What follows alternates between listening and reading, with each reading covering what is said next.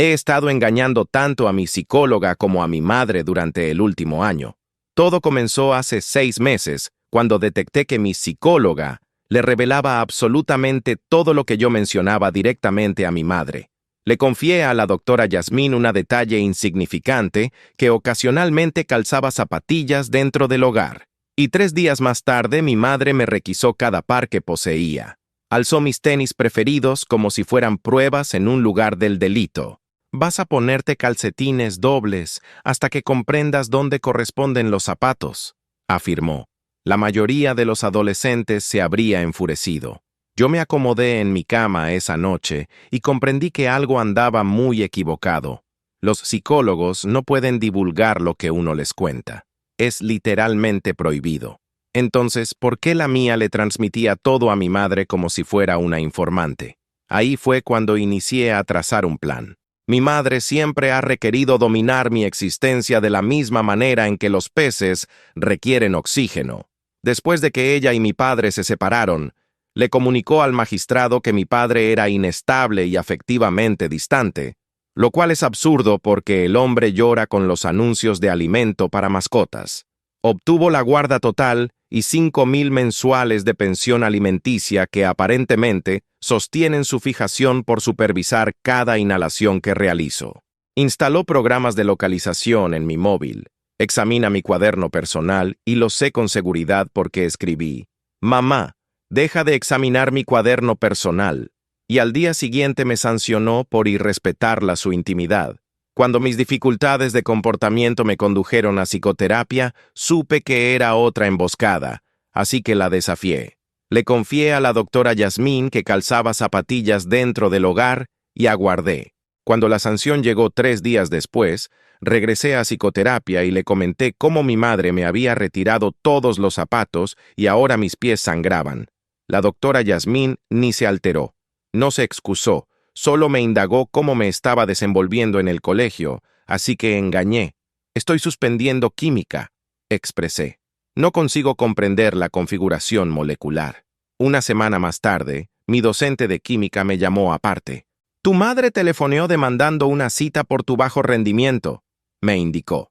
Desconcertada añadió: «Le informé que posees la calificación más elevada del curso, pero se negó a aceptarlo. Le agradecí a mi docente y me retiré sonriendo. Mi psicóloga le estaba revelando todo a mi madre.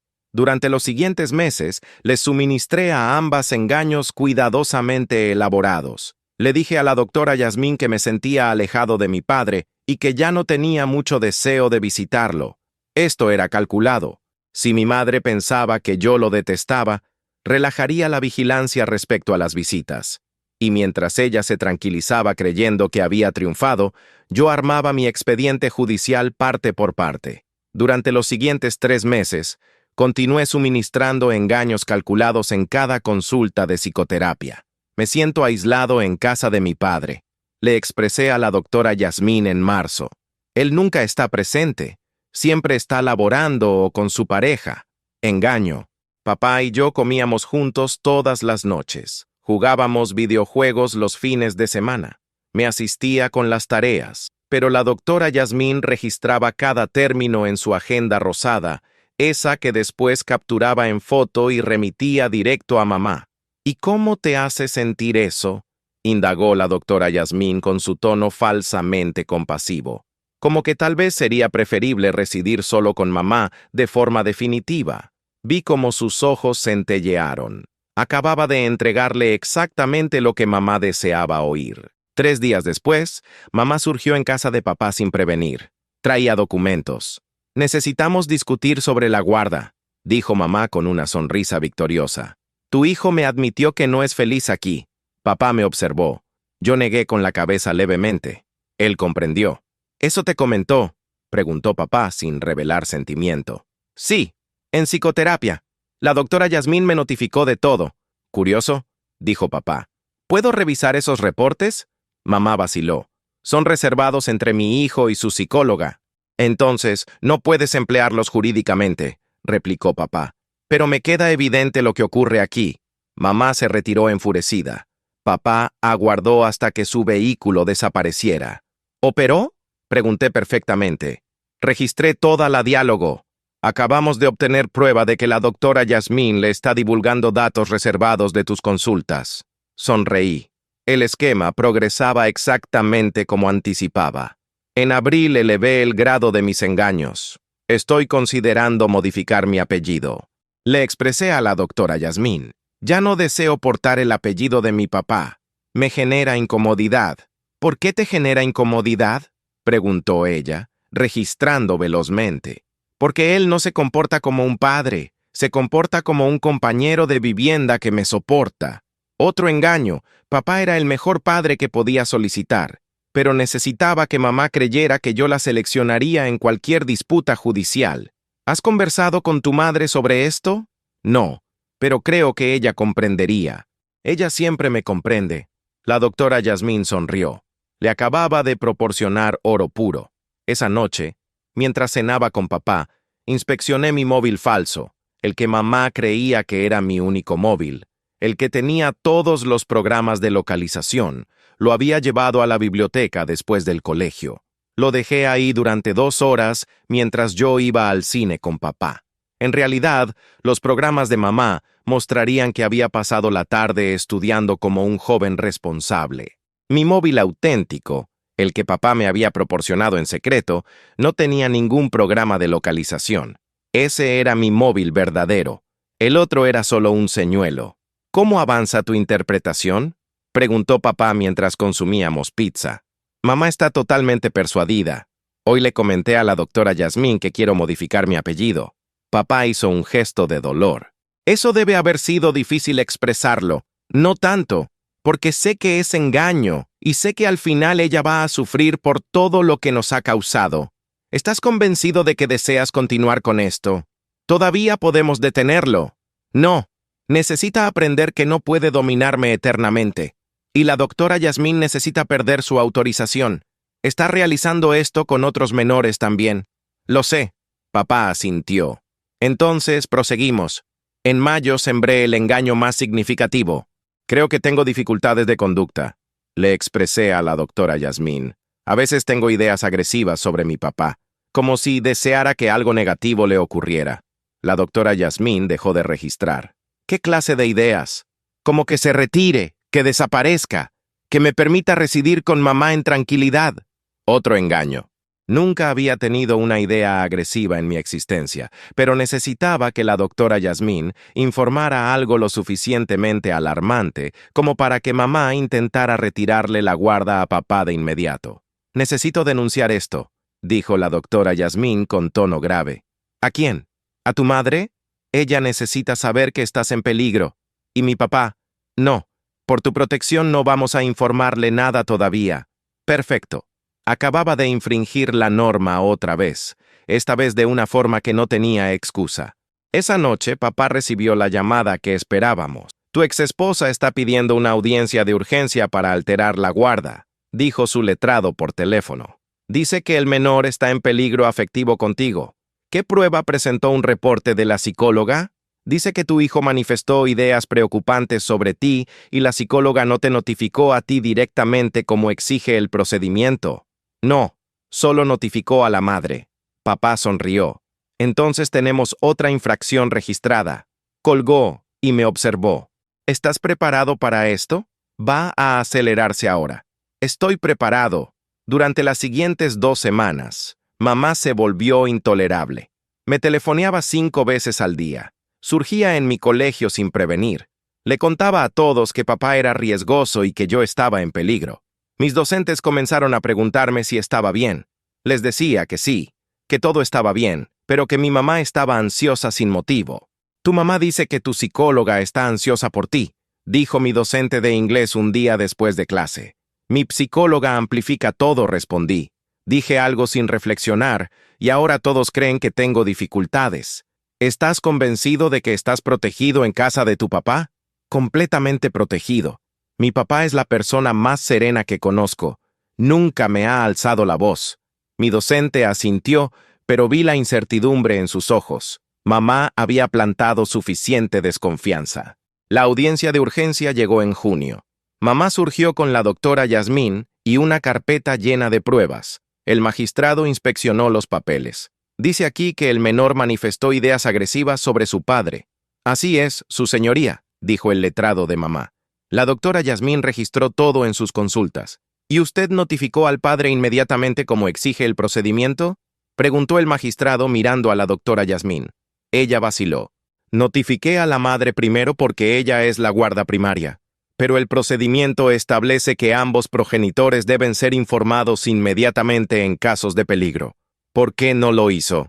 Pensé que sería preferible analizar la circunstancia primero. El magistrado frunció el ceño. Doctora, ¿tiene usted algún pacto económico con la madre fuera de las consultas estándar de psicoterapia? La cara de la doctora Yasmín palideció. No comprendo la pregunta. Es sencilla. ¿Le paga la madre algo extra por notificarle sobre las consultas del menor? El letrado de papá se levantó. Su señoría, tenemos prueba de transferencias bancarias mensuales de $500 de la madre a la doctora Yasmín. Transferencias que iniciaron exactamente cuando comenzó la psicoterapia del menor. Mamá se levantó de un salto. Eso es falso.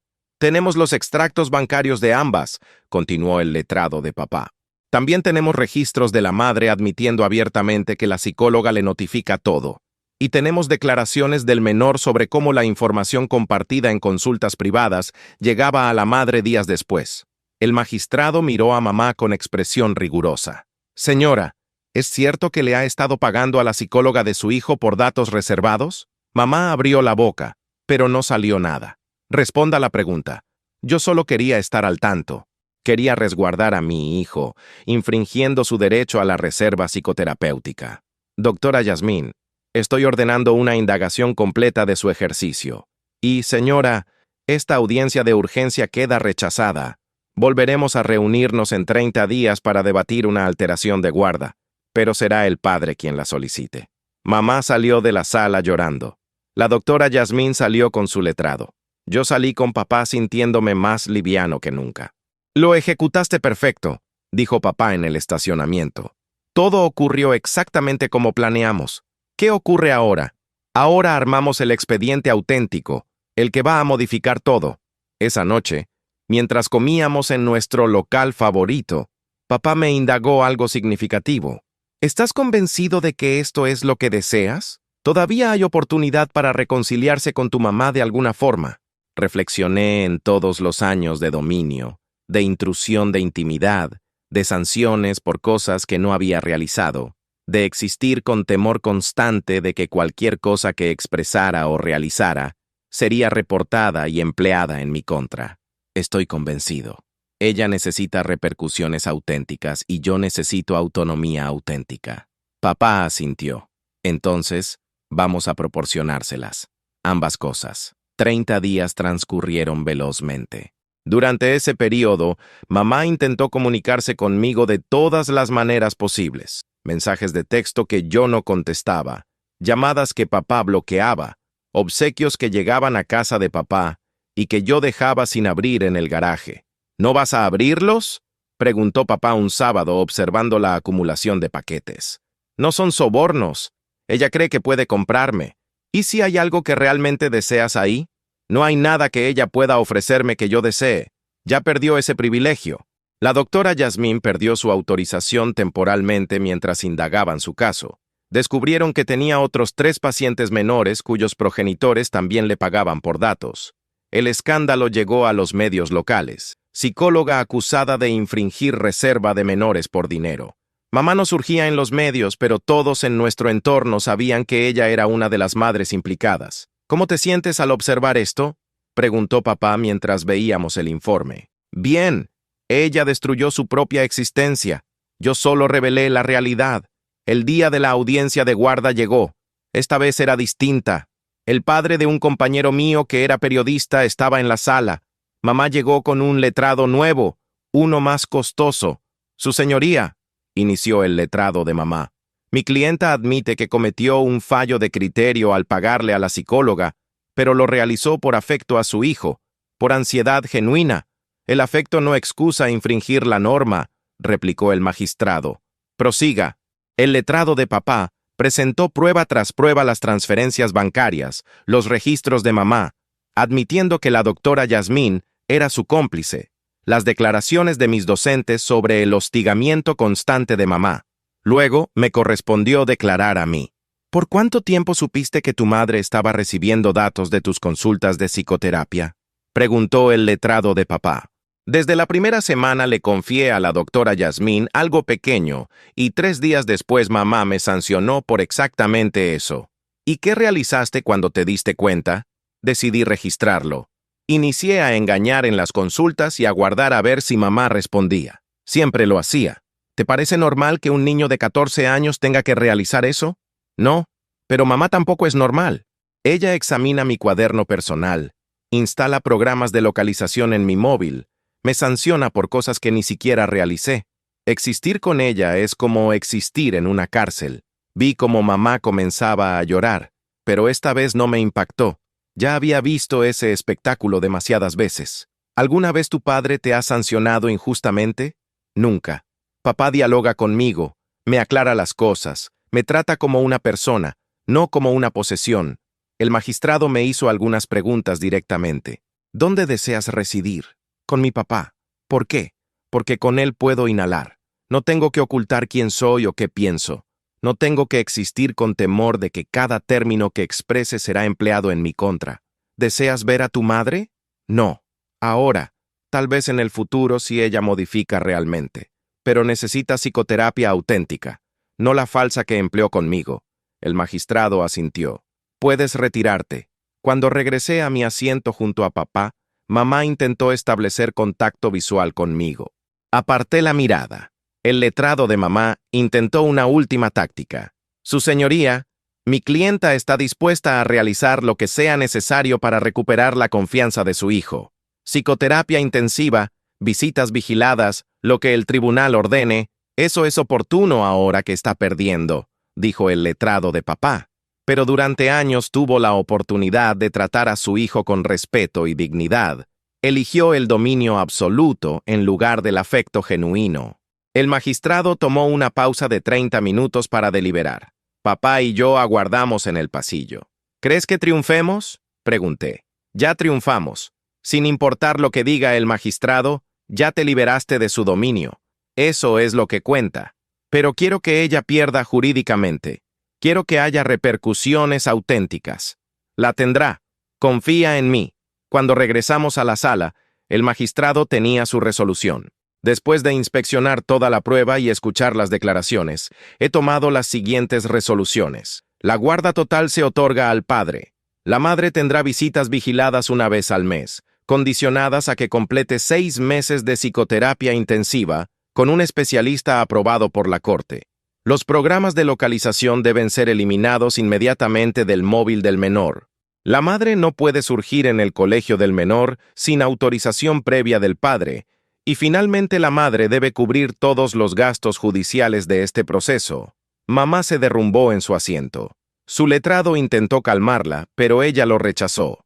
¿Algo más que desee añadir?, preguntó el magistrado. Sí, su señoría, dijo el letrado de papá. Solicitamos una orden de alejamiento temporal para impedir que la madre contacte al menor directamente por cualquier medio hasta que complete los primeros 3 meses de psicoterapia. Concedido. Esta audiencia ha finalizado.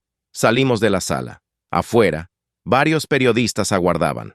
¿Cómo te sientes sobre la resolución?, preguntó uno. Papá me observó. Yo asentí. Me siento aliviado. Finalmente puedo ser un adolescente normal sin tener que preocuparme de que cada cosa que realice sea supervisada o denunciada. ¿Qué mensaje tienes para otros menores en circunstancias similares? Que registren todo. Que dialoguen con un adulto de confianza. Que no tengan temor de expresar la realidad. Los progenitores no tienen derecho a dominarnos completamente solo porque son nuestros progenitores. Las entrevistas surgieron en los medios esa noche. Mi relato se volvió viral en plataformas digitales. Cientos de comentarios de personas compartiendo vivencias similares. Mira esto, dijo papá mostrándome su móvil. 3 madres diferentes han contactado a mi letrado diciendo que sus psicólogas también les vendían datos de sus hijos. ¿En serio? Sí. Tu caso abrió una indagación más amplia. Van a inspeccionar a todos los psicólogos en el estado. Esa noche dormí en mi cama en casa de papá sin el móvil con programas de localización. sin el temor de que alguien estuviera examinando mi cuaderno personal, sin la angustia constante de ser vigilado. Por primera vez en años dormí completamente en tranquilidad. A la mañana siguiente encontré un correo en mi cuenta. Era de mamá, remitido desde una cuenta nueva que yo no había bloqueado todavía. Sé que no deseas dialogar conmigo, pero necesito que sepas que lo lamento. Nunca quise dañarte, solo quería resguardarte. Sé que suena pretexto. Tal vez lo es. Inicio psicoterapia la próxima semana.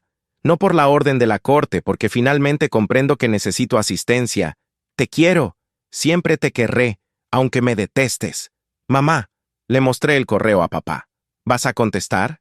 No, todavía no. Tal vez después de que complete la psicoterapia o tal vez nunca. No lo sé. No tienes que resolverlo ahora. Tienes todo el tiempo del mundo.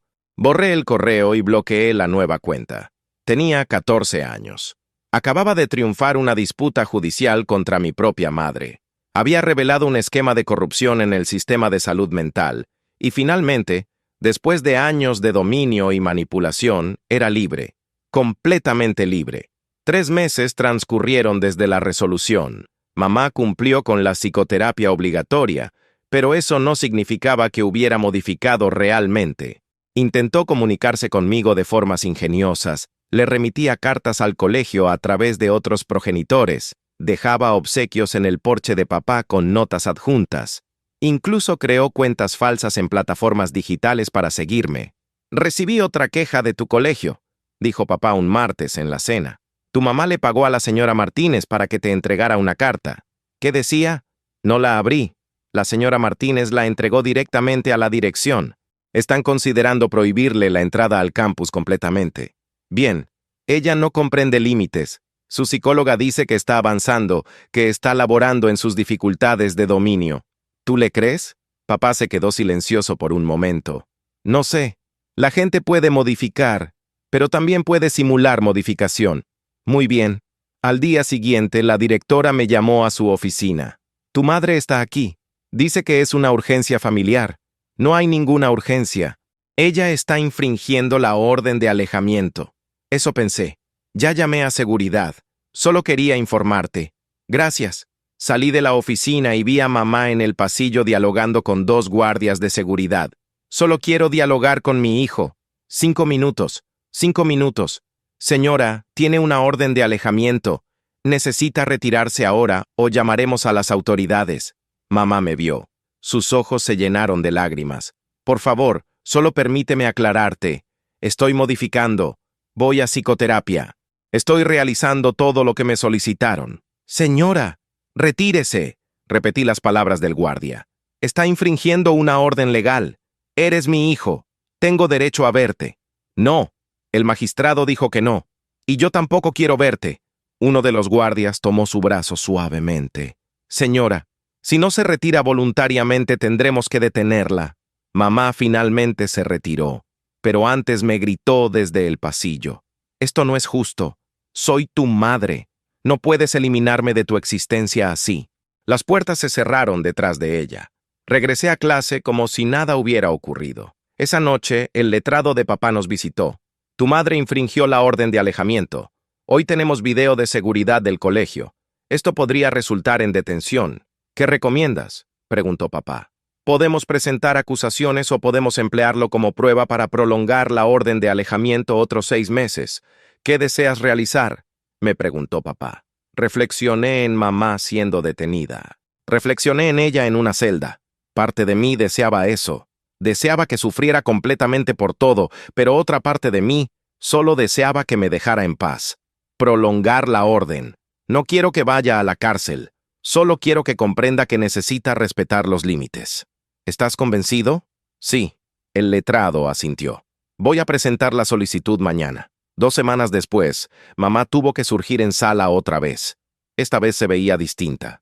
Sin cosméticos, ropa sencilla, cabello sin peinar. Su psicóloga declaró primero: la señora ha asistido a todas sus consultas.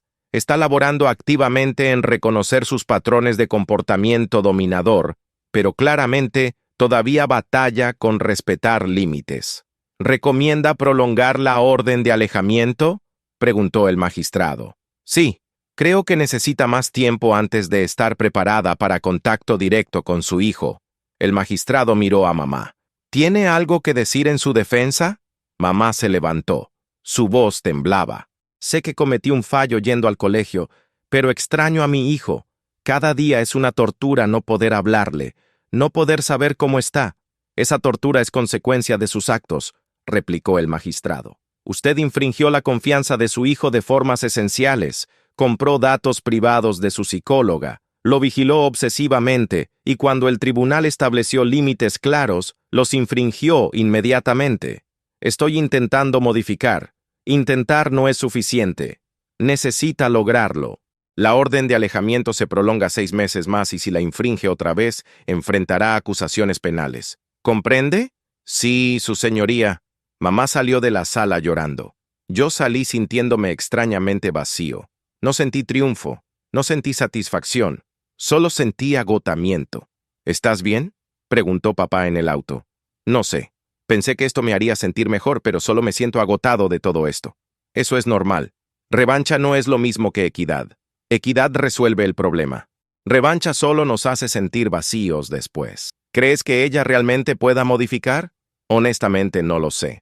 Algunas personas modifican cuando enfrentan repercusiones auténticas. Otras solo aprenden a ocultar mejor su comportamiento. En casa esa noche inspeccioné las plataformas digitales en mi móvil auténtico.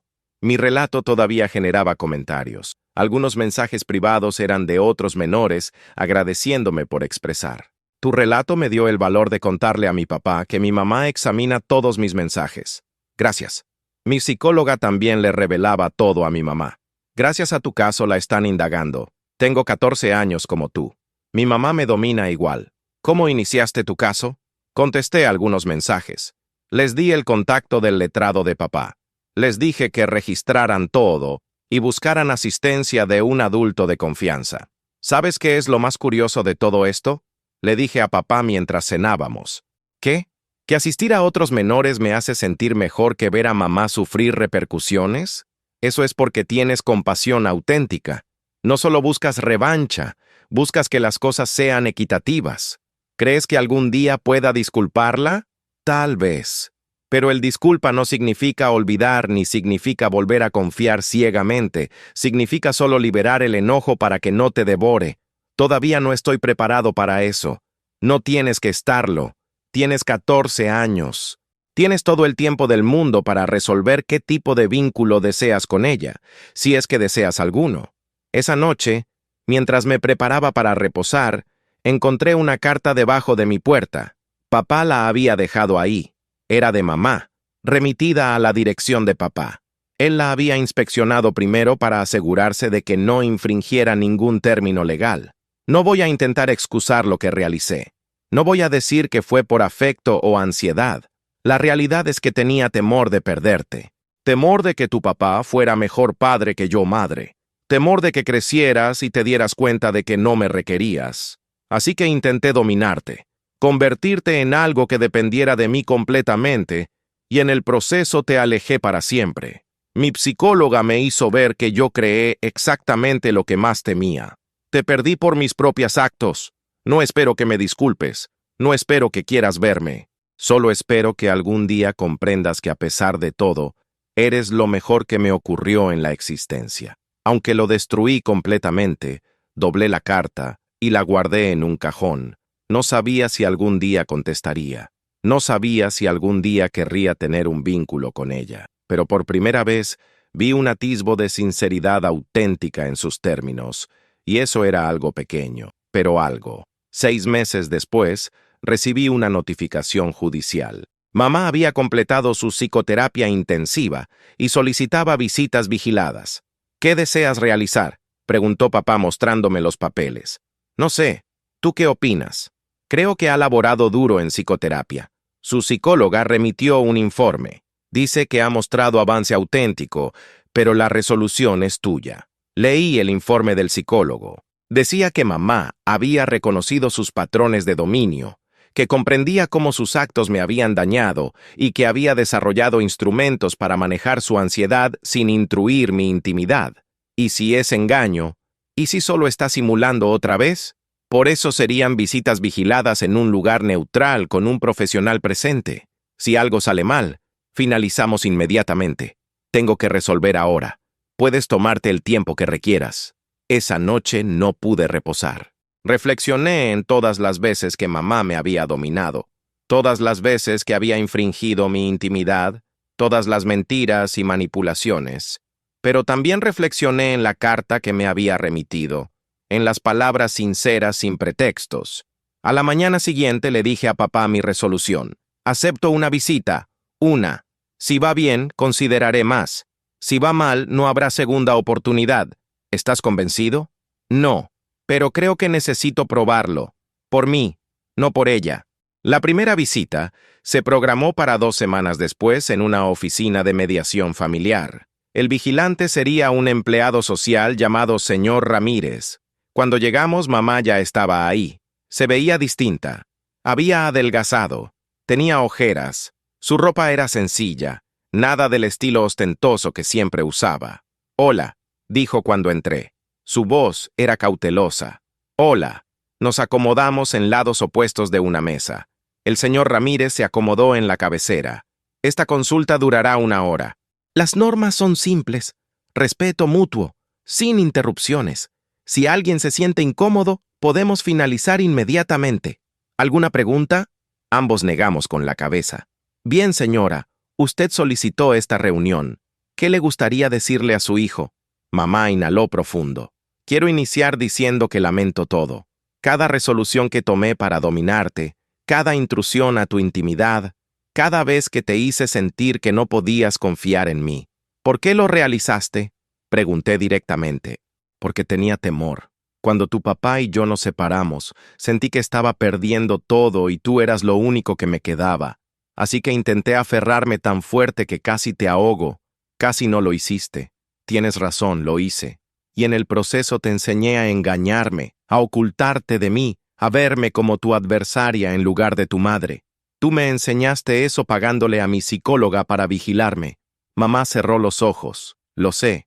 Ese fue mi fallo más grande, convertir el único lugar donde deberías haber podido expresar libremente en otra emboscada. ¿Por qué debería creerte ahora? Ya simulaste modificación antes. No deberías creerme. Necesito ganármelo con actos, no con términos. El señor Ramírez intervino. ¿Qué has aprendido específicamente en psicoterapia? Que mi necesidad de dominio viene de mi propio trauma. Mi madre me abandonó cuando tenía 12 años. Pasé años en hogares temporales donde no tenía dominio sobre nada.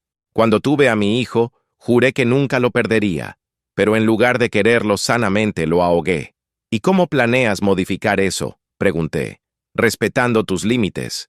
Todos, sin excepción. Si no quieres dialogar, no te presiono. Si no quieres verme, lo acepto. Si necesitas espacio, te lo doy. Sin programas de localización. Sin programas de localización. Sin examinar mi cuaderno personal. Sin examinar tu cuaderno personal. Ni tus mensajes, ni nada que sea privado. Sin surgir en mi colegio sin avisar. Sin surgir en ningún lado sin tu permiso explícito. Y si rompes alguna de esas promesas, mamá me miró directamente. Entonces pierdes todo derecho a contactarme otra vez para siempre, y lo aceptaré sin luchar. El señor Ramírez tomó notas. Eso es un compromiso grave. ¿Estás dispuesta a ponerlo por escrito? Sí. ¿Y tú? Me preguntó el señor Ramírez. ¿Qué necesitas de tu madre para considerar reconstruir un vínculo? Sinceridad completa. Nada de manipulación. Nada de lágrimas falsas para hacer que me sienta culpable. Y tiempo. Mucho tiempo. Eso es razonable, dijo mamá. No espero que me disculpes mañana o el próximo mes o el próximo año. Solo espero que me des la oportunidad de demostrarte que puedo modificar. La consulta continuó durante 40 minutos más. Dialogamos sobre límites específicos, sobre cómo sería el contacto futuro, sobre las repercusiones si mamá infringía cualquier pacto. Cuando finalizó, el señor Ramírez nos dio documentos para firmar, un contrato de conducta para mamá, un acuerdo de límites que ambos respetaríamos. ¿Cómo te sientes?, preguntó papá en el auto de regreso. Agotado, pero bien, creo. ¿Deseas otra visita? Tal vez en un mes. Quiero ver si realmente cumple lo que prometió. Eso es astuto. Durante las siguientes semanas, mamá no intentó contactarme fuera de lo acordado. No telefoneó, no remitió mensajes, no surgió en ningún lado. Era curioso. Después de años de su presencia constante e intrusiva, su ausencia era casi inquietante, pero también era serena. Un mes después acepté una segunda visita. Esta vez fue más sencilla. Dialogamos sobre cosas normales, cómo iba en el colegio, qué estaba viendo en televisión. Nada profundo, solo diálogo básico. ¿Cómo va tu psicoterapia? Pregunté bien. Mi psicóloga dice que estoy aprendiendo a liberar dominio. Es más difícil de lo que pensé. ¿Todavía tienes deseos de localizarme o examinar mis cosas? Mamá se rió un poco a veces, pero ahora cuando tengo esos impulsos, telefono a mi psicóloga en lugar de actuar sobre ellos. Eso es bueno. Sí, es avance. Después de la tercera visita, el señor Ramírez me preguntó qué quería realizar a largo plazo. Creo que podemos intentar visitas sin vigilancia, pero en lugares públicos. Todavía no estoy preparado para estar solo con ella en privado. Eso es completamente razonable. La primera visita sin vigilancia fue en una cafetería. Mamá llegó a tiempo. No trajo obsequios. No intentó abrazarme. Solo se acomodó y pidió café. ¿Cómo está todo?, preguntó. Bien. Obtuve alta en el examen de química. Eso es genial. Siempre fuiste bueno en ciencias. Gracias. Dialogamos durante 1 hora. Cuando finalizamos, mamá me preguntó si podía verme otra vez en 2 semanas. Sí, está bien. Gracias por darme esta oportunidad. Sé que no la merezco. No se trata de merecer. Se trata de que ambos intentemos hacer las cosas mejor. Mamá asintió. Tienes razón. Cuando le conté a papá sobre la visita, él sonrió. Estoy orgulloso de ti por ser lo suficientemente fuerte para establecer límites cuando lo necesitabas y lo suficientemente sabio para reducirlos cuando fue seguro. Aprendí de ti. Tú nunca me dominaste. Siempre confiaste en que tomaría buenas resoluciones, y las tomé todas. 3 meses después, mi relato se convirtió en un caso de estudio en normas de reserva médica para menores. Universidades me invitaron a dialogar sobre mi vivencia. En mi primera charla frente a 200 estudiantes de psicología, les dije algo significativo. No rebelé a mi madre por revancha. La rebelé porque era lo correcto, porque otros menores estaban sufriendo lo mismo, y porque sabía que sin repercusiones auténticas, ella nunca modificaría. Hoy, 2 años después, tengo un vínculo con mi madre no perfecto, pero basado en respeto mutuo. Eso no habría sido posible sin la equidad. Primero, después de la charla, una chica de 16 años se me acercó. Mi mamá hace exactamente lo que la tuya hacía. Examina mis mensajes, me localiza, soborna a mi psicóloga. ¿Cómo inicio? Registra todo. Dialoga con un adulto de confianza y comprende que buscar equidad no significa que no quieres a tu madre, significa que te quieres a ti mismo lo suficiente para demandar respeto. Y si ella no modifica como la tuya, entonces al menos tú serás libre, y eso es lo que cuenta. Hoy tengo 17 años. En 6 meses inicio la universidad. Mamá y yo cenamos una vez al mes. Papá y yo residimos juntos todavía. La doctora Yasmín está en prisión por 2 años. Las otras 5 madres del grupo de revancha recibieron libertad condicional y psicoterapia obligatoria. 3 de ellas han iniciado a reconstruir vínculos con sus hijos. 2 perdieron contacto completamente. A veces reflexiono en ese menor de 14 años calzando zapatillas dentro del hogar solo para probar una hipótesis, en cómo esa pequeña engaño se convirtió en una operación completa que reveló corrupción y liberó no solo a mí, sino a docenas de otros menores. No me arrepiento de nada. Mamá tuvo que perderme completamente para aprender a quererme correctamente.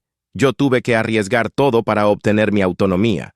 Y ahora, finalmente, ambos tenemos lo que requeríamos. Ella tiene la oportunidad de ser mejor.